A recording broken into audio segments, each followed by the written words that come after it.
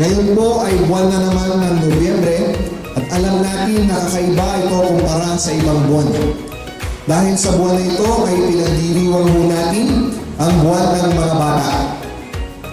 Sa kasalukuyan, 13 taon na po na ating sinasabuhay ang gawain ito.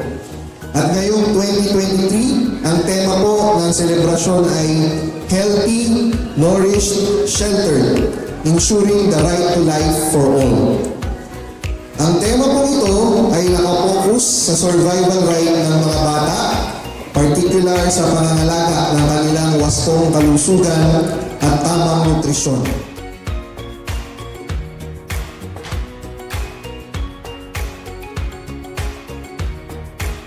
Sa inyo pong lahat, ako ay nangangako na patuloy na susuporta sa inyong mga naisin para makamit ang isang makabatang pamayanan at isang makabatang bayan.